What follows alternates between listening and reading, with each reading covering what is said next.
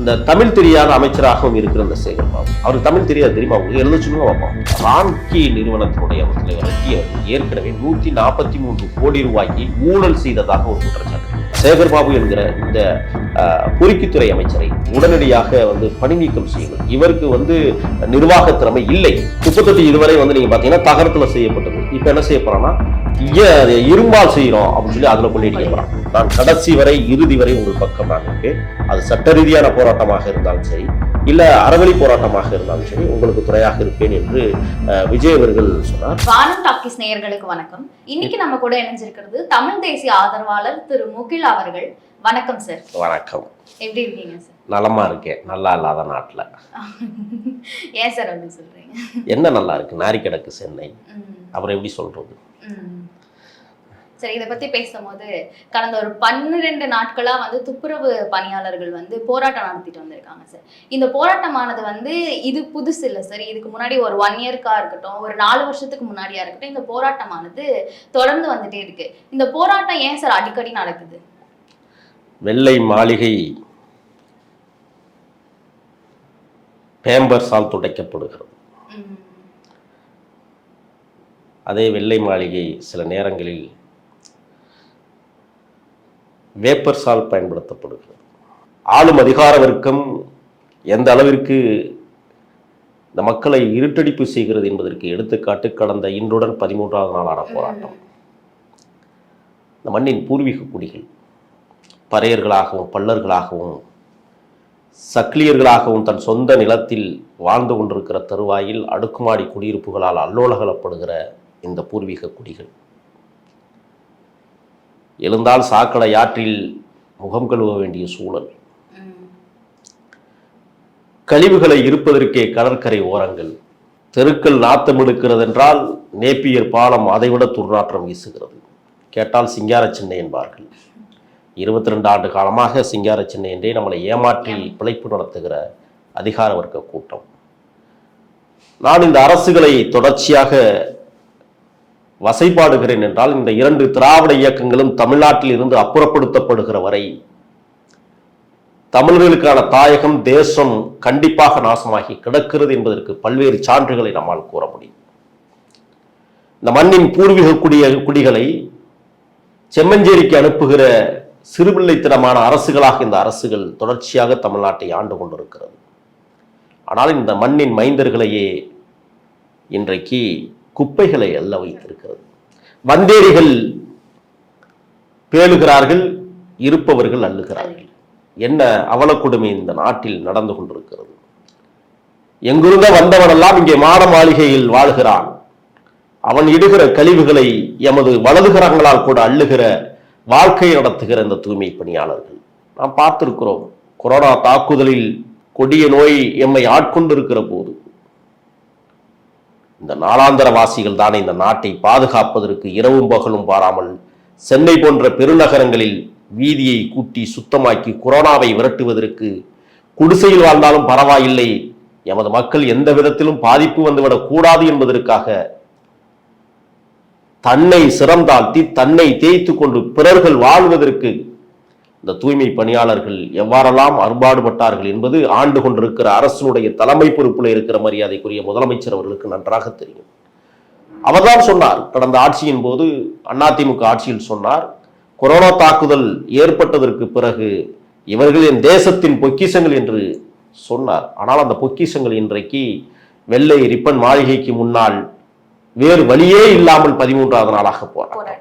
அவர்கள் 2 வகையில் போராடி கொண்டிருக்கிறார்கள். ஒன்று, சட்ட ரீதியான நடவடிக்கைகளில் போராடுகிறார்கள். இன்னொன்று, தனக்கு அகிம்சை வழி போராட்டம் என்பது ஆயுதமாகும் என்பதை உணர்ந்துதான் தொடர்ந்து 13 நாட்களாக தன் குரல் வளத்தை ஆயுதமாக பயன்படுத்தி கொண்டு அந்த ரிப்பன் மாளிகைக்கு முன்னால் அவர்கள் போராடுகிறார்கள். 5, 6 என்கிற 2 மண்டலங்கள்.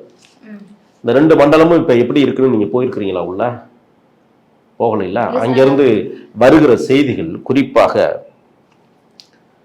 அந்த அயனாவரம், அதை தாண்டி வியாசர்பாடி, பாரதி நகர், கண்ணதாசன் நகர் போன்ற அந்த பகுதிகளில் இருக்கிற குப்பைகள் அல்ல, கழிவுகள்.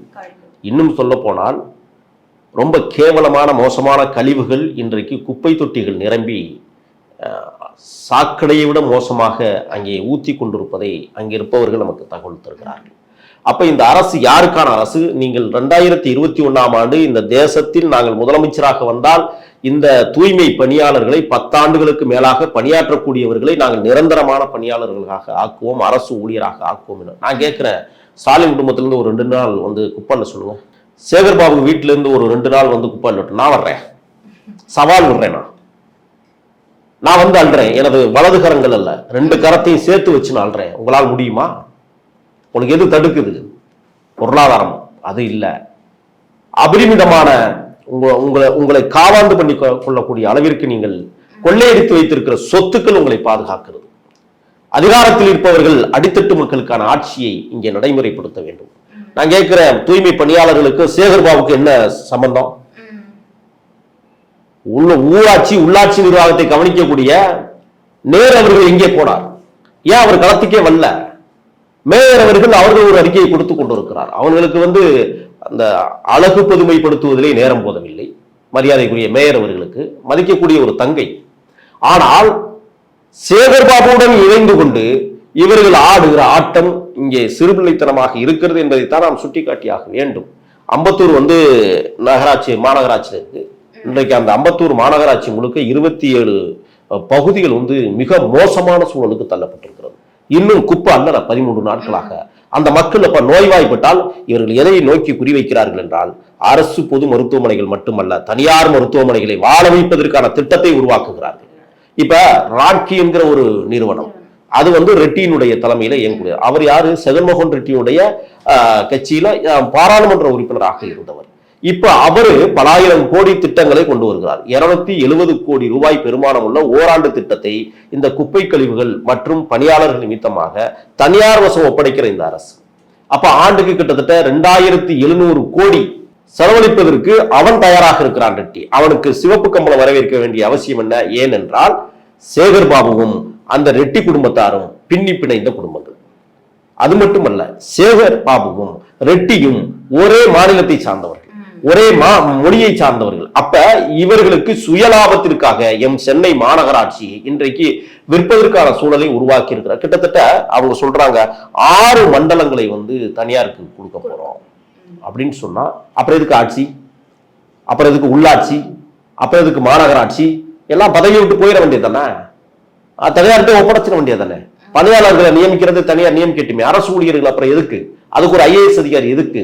அப்ப இவர்கள் திட்டமிட்டு சென்னை மாநகரத்தை கொள்ளையடிப்பதில் குறிக்கோளாக வைத்துக் கொண்டு ஆண்டுக்கு 2700 கோடி ரூபாயை கொள்ளையடிப்பதற்காக, அந்த கொள்ளையில் பங்கு வருவதை பிரித்துக் கொள்வதற்காக சேகர்பாபு போன்ற இந்த ரவுடி அமைச்சர், அந்த அவர் பேரை நான் அப்படித்தான் சொல்லுவேன், ரவுடித்துறை அமைச்சர். அவர் வந்து இந்து சமய அறநிலைத்துறை அமைச்சர்லாம் கிடையாது, அவர் ரவுடித்துறை அமைச்சர். இப்ப அந்த அமைச்சர் வந்து தொடர்ச்சியாக நான் கேட்கிறேன், சேகர்பாபு ஏன் இதில் மூக்க நுழைக்கணும்? இதான் என்னுடைய கேள்வி. எங்க நேரு வர சொல்லுங்க. இது சம்பந்தப்பட்ட அந்த பிரஸ் மீட்ல கூட வந்து அதுக்கு கீழே நிறைய நெகட்டிவ் கமெண்ட்ஸ் நம்மளால பார்க்க முடியுது.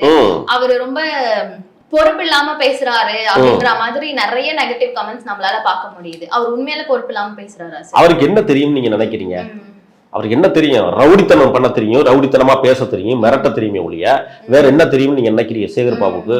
அதாவது தனியார் ஒப்பந்தம், அரசு பணி, என்னங்கிற ஒரு தீம் இப்ப ஸ்கீம் இருக்கு. அந்த 3 அவங்க என்ன கேட்கிறாங்கன்னா, எங்களை 10 ஆண்டுகளுக்கு மேலாக பணி செய்ய விட்டுட்டீங்க, நாங்க நிரந்தர பணியா ஆக்குங்க, ஒண்ணு தனியார் மயமாவதை தடுங்கன்னு சொல்லி 2 கோரிக்கை தான் அவங்க வைக்கிறாங்க. இந்த 2 கோரிக்கைக்கு அரசு ஒப்புதல் தரவில்லை என்றால் அப்புறம் இதுக்கு உங்களுக்கு ஆட்சி முறை? இப்ப என்ன ஒரு 7 மாசம் இந்த தேர்தலுக்குள்ள இவங்க படுத்துற பாடு இருக்குல்ல, சாமானிய மக்களும் செத்து போகிற அளவிற்கு படுத்துகிறார்கள். இந்த திராவிட இயக்க ஆட்சிகளை இந்த மண்ணிலிருந்து தூக்கி வெளியேற்றுவதை தவிர தமிழர்களுக்கு வேறு வழி இல்லை. என்ன காரணம் அப்படின்னு சொன்னா, இவர்கள் கொள்ளையடிப்பதை மட்டுமே குறிக்கோளாக வைத்துக் கொண்டு தொடர்ந்து 4.5 ஆண்டு காலம் ஆட்சியை நடத்தி கொண்டு நாளாந்திர ஆட்சியை தமிழ்நாட்டில் உருவாக்கி கொண்டிருக்கிறார்கள் என்றால், அது மட்டும் இல்ல, கிளீன் இந்தியான்னு ஒருத்தர் அறிவிச்சார்ல மேல, எங்க கிளீன் இந்தியா? போய் கடற்கரையில குப்பையெல்லாம் புறக்கினாரு. சென்னை சிட்டிக்குள்ள வந்து புறக்க சொல்லுங்க பாப்போம். அப்ப நீங்கள் யாரை ஏமாற்றுகிறீர்கள்? அது மட்டும் இல்ல, இந்த தமிழ் தெரியாத அமைச்சராகவும் இருக்கிற இந்த சேகர்பாபு, அவருக்கு தமிழ் தெரியாது தெரியுமா? உங்களுக்கு எழுத சொல்லுங்க பாப்போம். பேராவுக்கு தமிழ்ல சொல்ல சொல்லுங்க. தெரியாது. பென்சிலுக்கு தமிழ்ல சொல்ல தெரியாது. இப்படி முட்டாள்தனமான அமைச்சர்கள் தான் இன்றைக்கு ஆட்சி அதிகாரத்தில் இருந்து கொண்டு இது போன்ற காரியங்களை நகர்த்தி கொண்டிருக்கிறார்கள் என்றால் இது எப்படி தெரியுமா, இது ரவுடிகள் ஆட்சி போல இன்றைக்கு காட்சி தருவதை நாம் ரிப்பன் மாளிகையில் இருந்து பார்க்க முடிகிறது. கதறுகிறார்கள். ஒரு பக்கம் நான் கேட்கிறேன், ஆர்டிகிள் அதாவது 1947 ஃபார் 31 பிரிவின் கீழே இந்த ஆர்டிகிள் இவங்களுக்கு நிரந்தர பணி செய்யணும், அப்படி பணி கொடுக்கலைன்னா இந்த அரசு மீது நாம் வழக்கு தொடுக்கலாங்கிற விஷயமும் சட்டத்தில் இருக்கு. ஒவ்வொரு விஷயத்துக்கும் இவங்க 360 ரூபா ஒரு நாளைக்கு சம்பளத்துல இருந்து இன்னைக்கு 950 ரூபாய் சம்பளம் வரை இவர்கள் ஒவ்வொரு முறையும் நீதிமன்றம் போய் தான் அந்த தொகைகளை பெற முடிகிறது. ஆனால் ஆளும் அதிகாரம் இருக்கும் தானாக முன் இவர்கள் இவ்வளவு அல்லோகலப்படுகிறார்கள், இவ்வளவு சிரமப்படுகிறார்கள், இவர்களுக்கு இதை கொடுக்கணும்னு சொல்லி என்னைக்காவது இந்த அரசு முயற்சி பண்ணியிருக்கிறானா? இல்ல. அப்ப ஒவ்வொரு முறையும் நீதிமன்ற கதவுகளை தட்ட வேண்டிய துர்பாக்கிய நிலை தமிழ்நாட்டில் நிலவி இருக்கிறது என்றால் அப்புறம் நீங்க என்னத்துக்கு ஆட்சி நடத்துறீங்கன்னு நான் ஒரு கேள்வி வைக்கிறேன். எதுக்கு இந்த ஆட்சி? மக்களாட்சி தத்துவம் என்று சொல்லிவிட்டு மன்னராட்சி முறையை இங்கே வைத்துக் கொண்டு நீங்கள் தொடர்ச்சியாக தமிழ்நாட்டை ஆள்வதில்லை, தமிழ்நாட்டை சுரண்டுவதே உங்களுக்கு குறிக்கோளாக இருக்கிறது. இதை விட அதாவது உழைப்போர் உரிமையாளர் சங்கம் இவங்க இப்ப என்ன செய்யறாங்கன்னா உயர்நீதிமன்றத்துல ஒரு வழக்கு போடுறாங்க. இந்த வழக்கு அதுல பாரதின்னு ஒருத்தர், சுரேஷ்னு ஒருத்தர். பாரதி தான் அதுக்கு தலைவராக இருக்கிறாரு. இப்ப இவங்க 2 பேரும் என்ன செய்யறாங்கன்னா தொடர்ச்சியாகவே இந்த தொழிலாளர்களுக்கான அடிப்படை உரிமைகளை கேட்பதற்காக உயர்நீதிமன்றத்துல தொடர்ச்சியாக இப்பவும் வழக்கு போட்டிருக்காங்க. அது வருகிற 2-3 நாள்ல ஹியரிங்ல வருது. அப்ப இவர்கள் எதை நோக்கி கிட்டத்தட்ட 1953 பேர் போராட்ட களத்துல நிக்கிறாங்க. கிட்டத்தட்ட 2000 பேர் தொடர்ச்சியாக கூடுகிறார்கள். இப்ப இதை நீங்க மண்டலங்களை நீங்கள் விரிவுபடுத்தினால் இன்னும் போராடக்கூடிய அந்த துப்புரவு பணியாளர்கள் கூடுதலாக பெருசாகும். அப்ப இந்த அரசு 13 நாட்களாக அவர்கள் போராடுகிறார்கள், எதையுமே கண்டுக்கல அப்படின்னு சொன்னா அப்ப என்ன ஆட்சி நிர்வாகம் இந்த மண்ணில் நடைபெற்றுக் கொண்டிருக்கிறது அப்படிங்கிற. இப்ப ஒரே ஒரு விஷயம், 9000 கோடி ரூபாய்க்கு புனரமைப்பு திட்டங்கள் என்ற ஒரு திட்டத்தை அந்த சென்னை மாநகரத்துக்குள்ள கொண்டு வந்தாங்க. இதுவரை 2 மழைக்காலம் முடிய போகிறது. இந்த 2 மழைக்காலத்துல இன்னும் பூர்த்தி செய்யப்படாத காவாய்கள் எத்தனை இருக்கிறது? ஏன் அதை இன்னைக்கு வர பூர்த்தி பண்ணல? நீங்க மேம்பாலம் கட்டுறதுல ஆர்வம் செலுத்துகிறீர்கள், பாதாள சாக்கடையில உருவாக்குவதற்கு ஏன் ஆர்வம் காட்ட முடியும்? அதை ஏன்னா அதுல கொள்ளையடிப்பது குறைவா இருக்கு மேம்பாலத்துல. ஆமா, அப்ப நீங்க சாலை எப்படி தெரியுங்களா, ஒரு மலைக்கு தாங்காது. ஏன்னா அவங்க ஏன் அதை பயன்படுத்துறாங்கன்னா, இப்ப அதிகாரிகள் என்ன செய்யணும், அந்த சோதனை கருவிகளை வைத்துக்கொண்டு எவ்வளவு ஆழத்தோட இந்த தார் சாலை போடப்பட்டிருக்கிறது, இது எத்தனை ஆண்டு காலம் பலனுள்ளதாக இருக்கும், இதை ஏன் நடைமுறைப்படுத்த மாட்டாங்க? எல்லாத்துலயுமே கட்டி, எல்லாத்துலயுமே கொள்ளை. அதனால அவன் பரிசோதிக்கிறவனும் கொள்ளையடிக்கிறதுனால, கொள்ளையடிப்பதில் பங்கு கேட்கறதுனால அவன் அதையும் கேட்கறதில்ல. இப்ப நான் என்ன கேட்கிறேன்னா, ஒவ்வொரு சாலையும் 6 மாசத்துக்கு 1 வருஷத்துக்கு ஒரு முறை போடுகிறார்கள் என்றால் இவர்களுக்கு என்ன திட்டம்னா, 6 மாசத்துக்கு ஒரு தடவை போட்டதானே கொள்ளையடிக்க முடியும். 5 வருஷத்துக்கு ஒரு தார் சாலை போடணும் அப்படின்னா எப்படி கொள்ளையடிக்க முடியும்? அப்ப இவர்கள் நலத்திட்டங்களை உருவாக்குவதே கொள்ளையடிப்பதில் தான், கொள்ளையடிப்பதற்காகவே நலத்திட்டங்களை உருவாக்குகிறார்கள். இப்ப நீங்க 1000 ரூபாய் நான் கேட்கிறேன், மக்கள் நலனுக்காக அதெல்லாம் கிடையவே கிடையாது. நீங்க மகளிர் பேருந்துல போங்க, அப்ப போகும்போது என்ன செய்யறாங்க, மகளிர் தான் இலவசமாச்சுல்ல, எதுக்கு நேர விரயத்தை நடத்துனருக்கு கொடுக்குறீங்க? எல்லாருக்கும் சீட்டு கிழிச்சு கொடுத்துட்டே இருக்கு. அந்த சீட்டால என்ன பலன்? இத்தனை கோடி பேர் பயணிச்சுக்கிறான்னு நீங்க கணக்கு காட்டுவீங்க. ஆனா இங்க உள்ள என்ன நடக்குதுன்னு நான் பாக்குறேன். ஏன்னா என்ன செய்வாருன்னா, நடத்துனர் ஒரு 10 சீட்டை கிழிச்சுருவாரு, கிழிச்சு அப்படியே கொடுங்க அப்படிம்பாரு, 8 சீட்டோட இன்னும் மீத 2 சீட்டு கீழே போட்டுருவாங்க.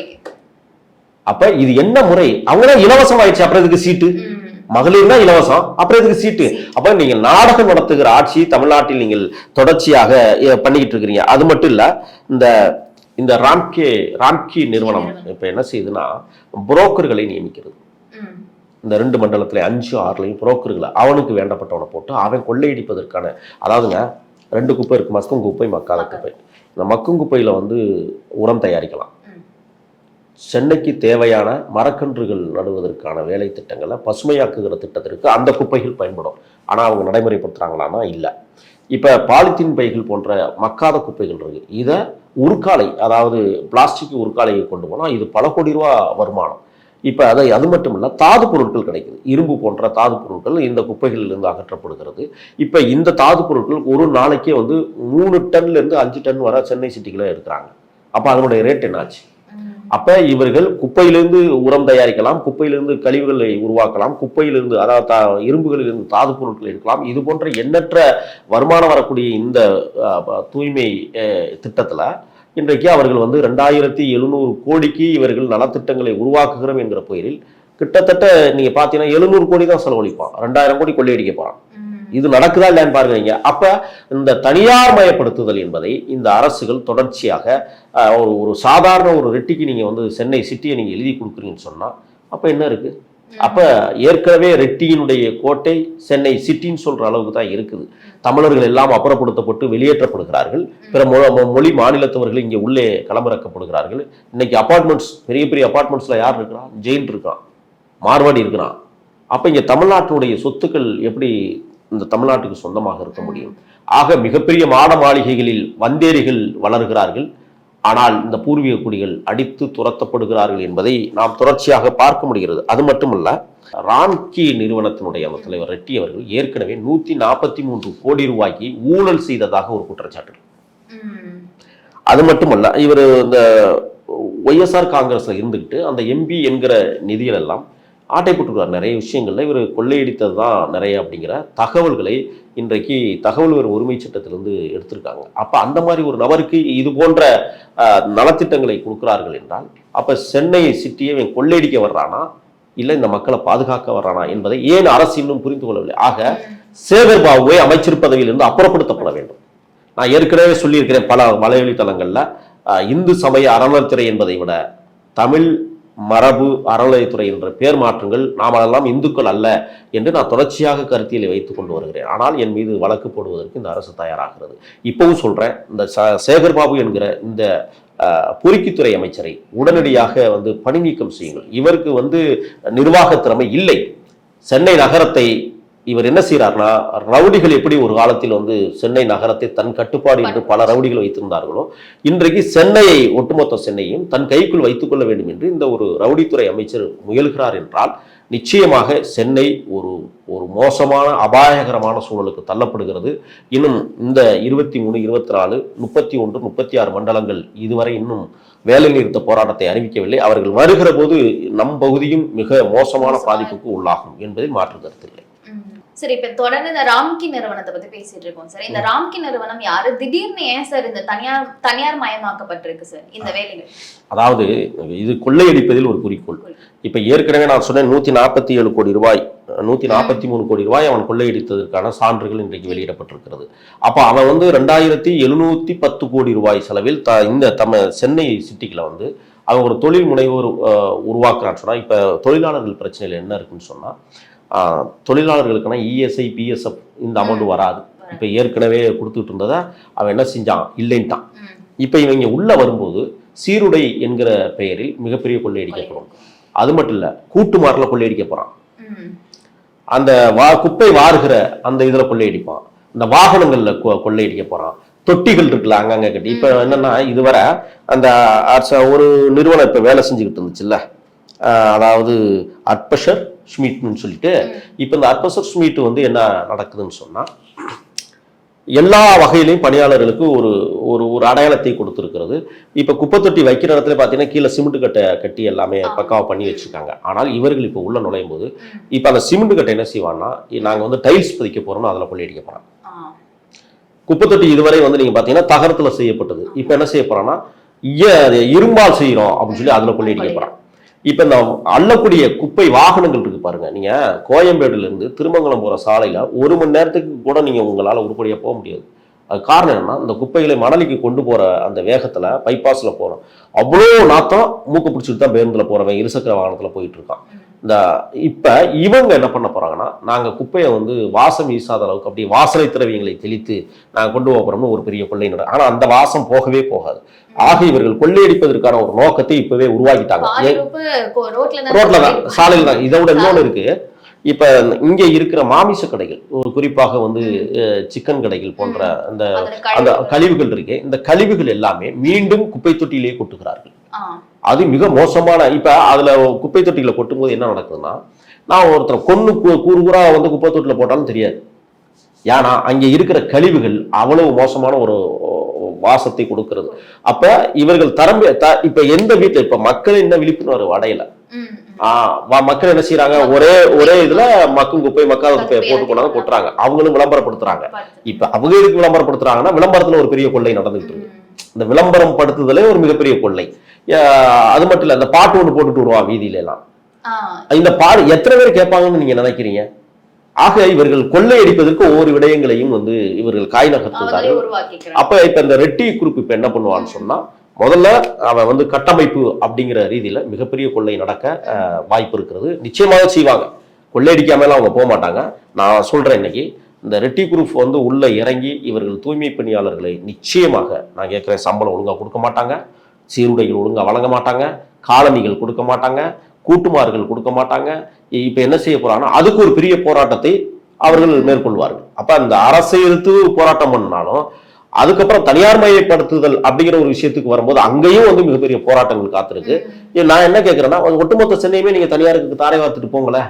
எதுக்கு உங்களுக்கு வந்து அப்புறம் உள்ளாட்சி நிர்வாகங்கள், அமைச்சர் பெருமக்கள், ஐஏஎஸ் ஐபிஎஸ் அதிகாரிகள், காவல்துறை தனியாருக்கு விட்டுட்டு போங்க. சென்னை காவல்துறை தனியாருக்கு இப்பதான் ஜிம்பாய்ஸ் எல்லாம் நிறைய பேர் இருக்காங்க, அவங்கள்ட்ட கொடுத்துட்டு போங்க, நாடு நல்லா இருக்கும்.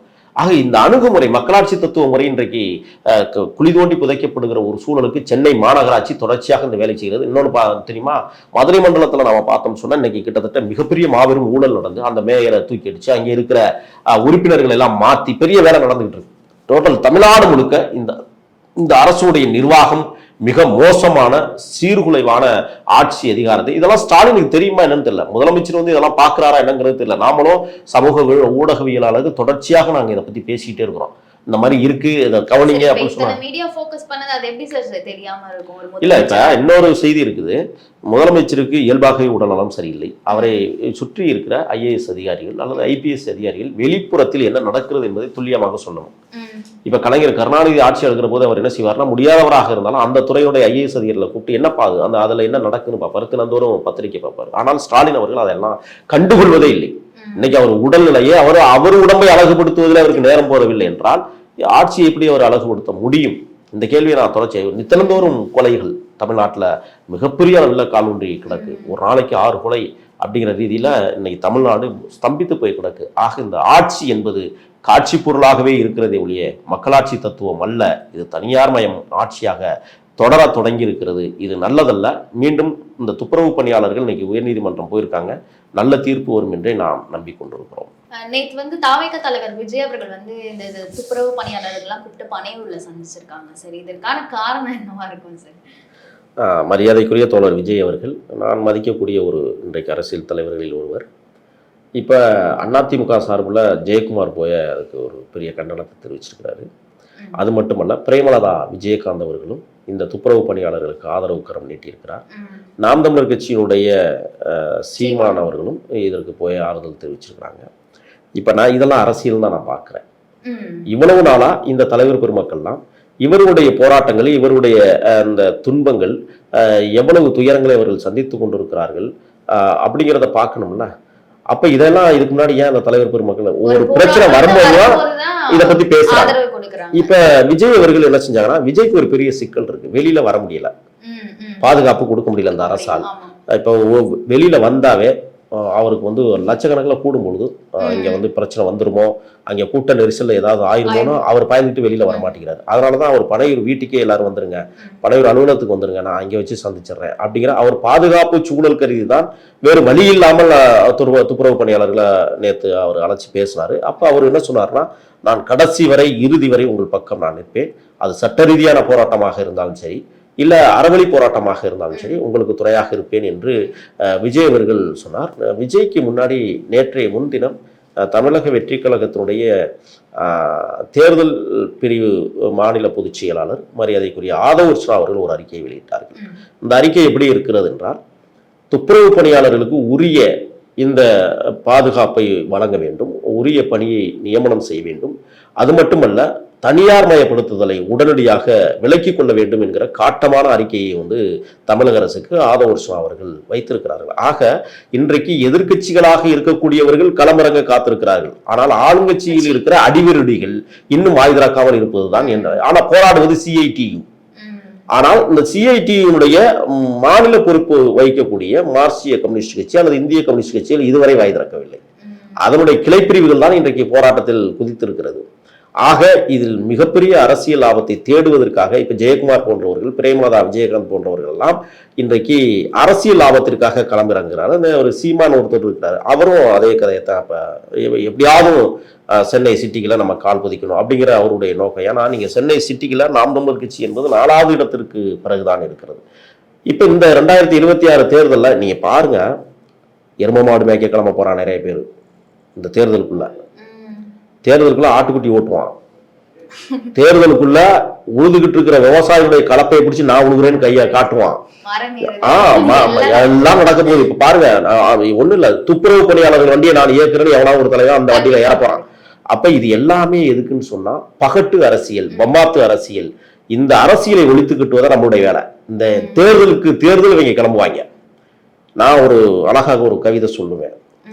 கட்சி கொடிகள் காற்றை கிழிக்கும், நச்சுப்பாம்புகள் நாற்காலி கேட்கும், ஆட்சி கட்டிலில் ஓநாய்கள் அமரும், தமிழர் மீட்சி கண்ணீர் வடிக்கும். இதுதான் இனிமே நடக்க போகுது இந்த 8 மாதத்திற்கு. அப்ப மற்ற கட்சிகள் ஆதாயம் நோக்கத்தோட தான் இந்த போராட்டத்திற்கு எல்லா கட்சியுமே ஆதாயம் தான். இதுல யாரையுமே இதுல நம்ம ஒதுக்க முடியாது. துப்புரவு பணியாளர் நான் கேட்கிறேன், காலையில 5 மணிக்கு டூட்டி முடியும் தெரியுமா உங்களுக்கு? இரவெல்லாம் கூட்டிட்டு 5 மணிக்கு முடிக்கும் போது எப்படா தேநீர் கடை திறக்காதா, அங்க ஒரு தேநீரை குடிச்சிட்டு அப்பாடான வீதியில படுத்து தூங்குற இந்த துப்புரவு பணியாளர்கள். அது மட்டும் அல்ல, அவர்கள் கூட்டுகிற அந்த விதம் இருக்கல்லவா, விளக்கமாற உயர்ந்த குச்சியில கட்டிக்கிட்டு அந்த கூட்டுற அந்த பாங்கு, 2 தோள்பட்டை எவ்வளவு வலி வலிக்கும் தெரியுமா? சேகர் பாபுக்கு இந்த வழியெல்லாம் தெரியுமா? அது மட்டும் இல்ல, கிழிந்த ஷூவை போட்டுக்கொண்டு அவர்கள் அந்த வீதியை கூட்டுகிற போது, வீதி சுத்தமாக வேண்டும், ஆனால் காலிலே கிடக்கிற தன்னுடைய ஷூ அழுக்காகி விட வேண்டும் என்பதிலே என்றைக்காவது அவர்கள் அதை பற்றி யோசித்திருக்கிறார்களா? இந்த தெருவை சுத்தமாக பிரிச்சிருக்கிறான். இதுல இன்னொன்று இருக்கு, இந்த கூட்டுறவங்களுக்கு மேல ஒரு அதிகாரி போட்டிருப்பான். அவன் அவ்வளவு சர்வதிகாரியா இருக்காங்க ஒவ்வொருத்தனும். நீங்க போய் பாருங்க. நீங்க என்ன செய்வான், வீதி கூட்டிகிட்டு இருக்கும்போது இப்ப என்ன கூட்டுறான், என்ன பண்றான், ஆனா அவன் விளக்கமாறு பிடிச்சி கூட்ட மாட்டான். கட்டளையிடுகிற இந்த அயோக்கிய பேர் இருக்காங்கல்ல, இந்த அயோக்கிய பேர்கள்லாம் அவன் ஒரு பெரிய சனாதனவாதிகளாக அவன் ஏதோ பெரிய பொறுப்புல பதவியில் இருக்கிறது மாதிரி அவ்வளவு அடிமைப்படுத்துவார்கள் இந்த பெண்கள், கூட்டுகிற பெண்களை. அது மட்டும் இல்ல, உள்ளேயே சில அல்ஜா குல்ஜா வேலைகள் நடப்பதாகவும் அவங்களுக்கு தகவல் வந்திருக்கிறது. துப்புரவு பணியாளர்கள் பாதுகாப்பு இல்லை. இப்ப இதுல நீங்க பாத்தீங்கன்னா, இந்த குருபரன் சொல்லிட்டு ஒருத்தர், இவர் தான் இந்த தூய்மை பணியாளர்களுக்கான ஒரு பெரிய அதிகாரி. இந்த அதிகாரி என்ன செய்யறான்னு சொன்னா, சேகர் பாபுவோடு ரொம்ப மிக மிக இணக்கமாக இருந்து கொண்டு சேகர் பாபு எதை சொல்லுகிறாரோ அதை செய்கிற இடத்தில், அடுத்து மேயர் பிரியா அவர்களுக்கு இந்த சாதகமாக என்ன செய்யணுமோ அதை செய்யறது. அப்புறம் உங்களுக்கு எதுக்கு பதவி? தன்னிச்சையாக செயல்பட வேண்டும். ஒரு அரசு இயந்திரம் என்பது தன்னிச்சையாக செயல்படும். ஆனால் அரசியல்வாதிகளோடு கூட்டு சேர்ந்து கொண்டு நீங்கள் இது போன்ற வேலைகளை செய்வது என்பது மிகவும் அவத்தமானதாக இருக்கு. இப்ப இந்த போராட்டத்தில் கிட்டத்தட்ட ஒரு 4-5 பேர், மகாலட்சுமின்னு ஒரு பொண்ணு நேற்று எத்தனை மயக்கமாகி மருத்துவமனையிலே சேர்க்கப்பட்டிருக்கிறார்கள். செல்வி, விஜயா, இந்த மாதிரி பாத்திமா அப்படிங்கிற ஒரு அம்மா, இவங்கெல்லாம் போராட்டத்திலேயே மயக்க நிலைக்கு போய் மருத்துவமனையில் சேர்க்கப்பட்டிருக்கிறார்கள். இதுவரை இந்த அரசு கவனத்தில் எடுத்துக்கொள்ளவில்லை என்றால் இப்ப யாருக்காக இந்த அரசு நடக்கிறது என்பதை மக்கள் மன்றத்தில் நான் வைக்க விரும்புகிறேன். இப்ப அந்த 2000 பேருக்கு மேல இருந்தோம், அவங்களுக்கு அந்த நம்ம பார்க்க முடியுது ஒரு 3/4 பேர் பெண்கள் தாங்க இருக்காங்க. அந்த மொத்த பேருக்குமே ஒரு 2 கலைவரைகள் தான் இருக்கு அப்படின்றாங்க. இப்ப மேயர் அவர்களும் ஒரு பெண் தான். இவங்களுக்கு இந்த கஷ்டம் எல்லாம் புரியாதா சார்? மேயர் கூட்டணும்ல, அவங்க வீட்டையே அவங்க கூட்டுறது இல்லையே. நீங்க வலினா என்னன்னு உணர்றவங்க தான் பதவிக்கு வரணும். வலியை உணராதவர்கள் ஒரு வழியையும் அவர்கள் ஏற்படுத்த மாட்டார்கள். அவர்கள் சொகுசு கார்ல போறதோட சரி. மக்களுக்கான தலைவர் பெருமக்கள் யாரும் இல்லை, மக்களுக்கான தலைவரும் எவரும் இல்லை. ஆகையால் மக்கள் போராடுவதும், மக்கள் அல்லோலப்படுவதும், மக்கள் சிரமப்படுவதும், மக்கள் காயமுறுவதும், பிறகு மரணமுறுவதும் இயல்பாகவே சென்னை போன்ற பெருநகரங்களில் நடந்துதான் கொண்டிருக்கிறது. இதை மாற்றுவதற்கு எளிமை தலைவர்கள் தேவை. நிறைய தகவலை பகிர்ந்துட்டீங்க சார். நன்றி.